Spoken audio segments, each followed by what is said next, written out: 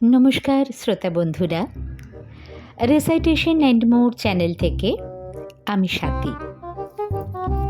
আজ আবার একটি নতুন গল্প নিয়ে এলাম। আজকে একটি হালকা চালের সরস গল্প পড়ে শোনাব। আজকের গল্প কপালে নেইকো ঘি। লিখেছেন আশাপূর্ণা দেবী।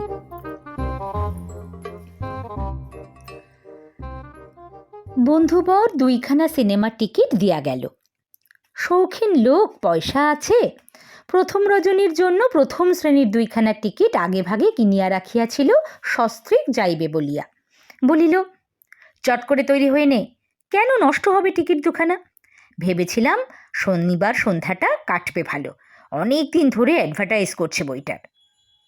গেলি না যে, তোর নিজের কি হলো? অদৃষ্ট, এইমাত্র খবর এলো দিদিমা মরো, রাতে আর টেকে না। সে কি রে? এই যে সেদিন দিদিমা শ্রাদ্ধের নেমন্তন্ন খেয়ে এলাম। আরে সে তো আমার দিদিমা, এ হচ্ছে গিন্নির। আমার দিদিমা হলে প্রোগ্রাম চেঞ্জ হতো কিনা সন্দেহ। যাক, এখন চললাম বরানগরে। রাতের মধ্যে বুড়ি যদি টেঁসে বসে থাকে তাহলে অনেক ভোগান্তি আছে কপালে। গিন্নি ঢাকাই শাড়ি পরেছিলেন, বদলে মিলের শাড়ি পরবেন, সেই ফাঁকে ছুটে এলাম। তোরা দুজনে দেখে আয়, তাতেই আমার আত্মার সদ্গতি হবে। 2 সিটারখানার লইয়া মুহূর্তের মধ্যে অদৃশ্য হয়ে গেল। আছে বেশ, এই পেট্রোল কন্ট্রোলের বাজারেও ছেলের গায়ে টিকা দেওয়ার মতো গাড়ির গায়ে ARP দাগিয়া দিয়া নির্ভয়ে সারা কলকাতা চষিয়া বেড়াইতেছে। যাক, যথালাভ। একই তো গৃহিণী ছবির নামে পাগল। তাছাড়া এ ছবিখানায় নাকি চিত্র আকাশে সবগুলি তারকার একত্রে উদয়। কাজেই শুনিলে যে এখনই আনন্দে লাফাইয়া উঠিবেন, সে বিষয়ে সন্দেহ নাস্তি। আমারও শনিবারের সন্ধ্যাটা মন্দ যাইবে না। আজকাল তো ছুটির দিনগুলো কোথা দিয়া কাটিয়া যায় টেরই পাই না। সময় পাইলেই চাল, চিনি, আটা, কয়লার মতো দুর্লভ বস্তুর সন্ধান করিতে হন্যে হইয়া বেড়াইতে হয়।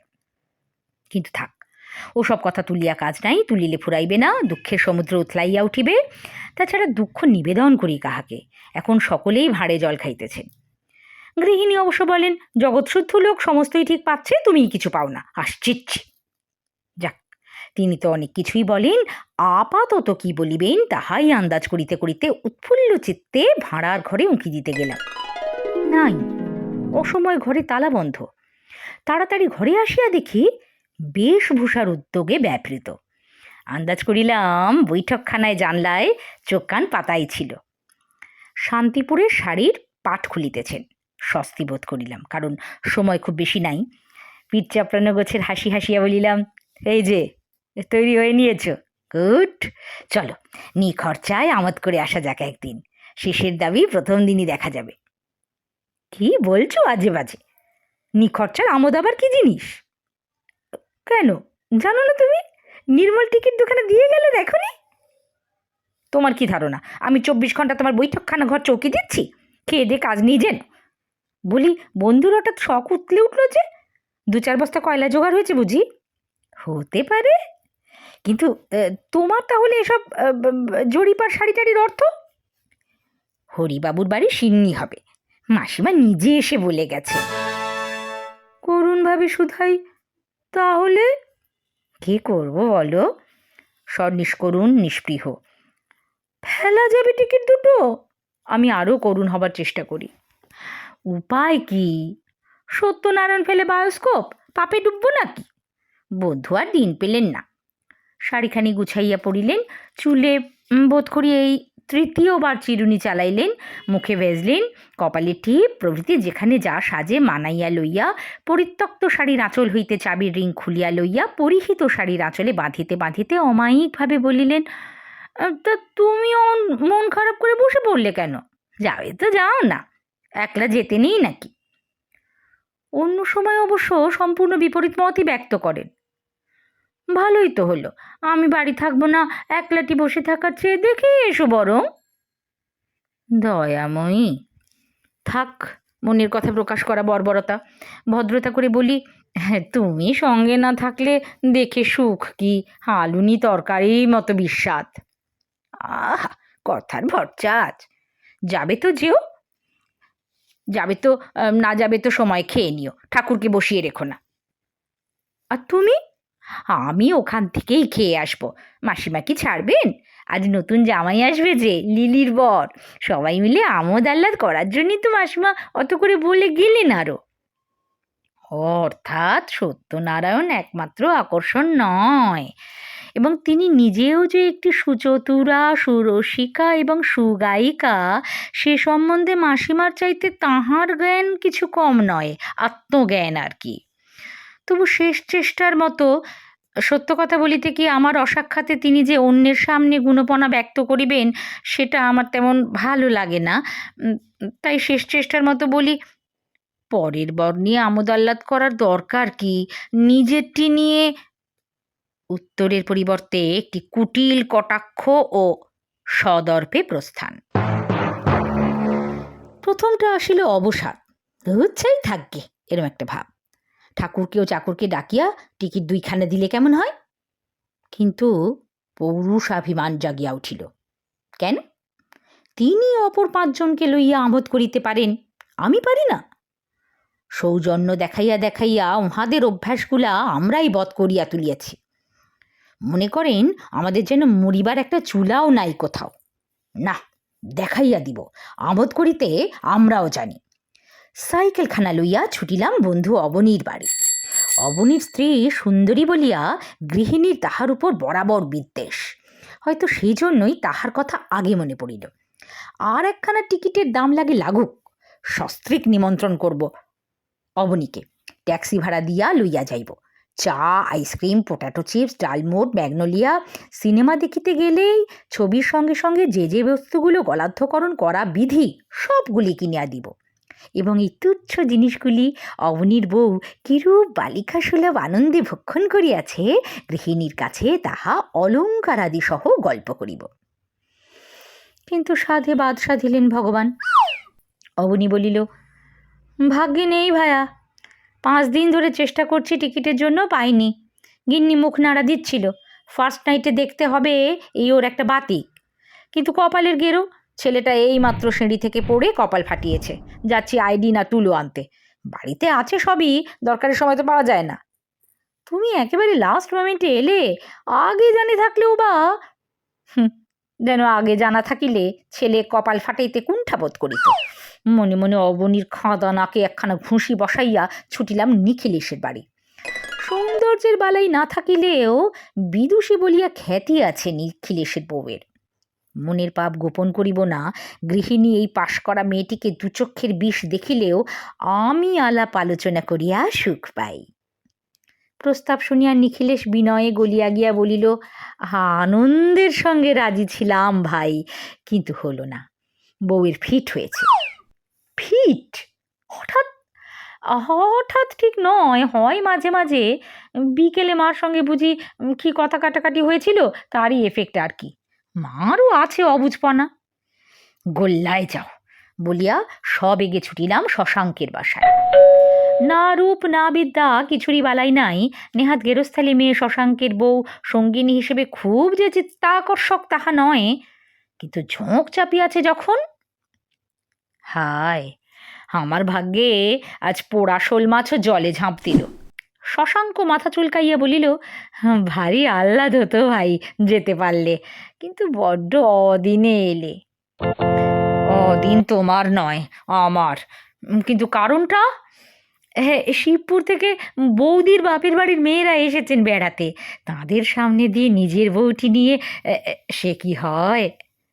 নিজের বউ বলেই তো ভরসা হে, পরের বউ নিয়ে বেরোবার শখ করলেই তো বরঞ্চ বিপদ।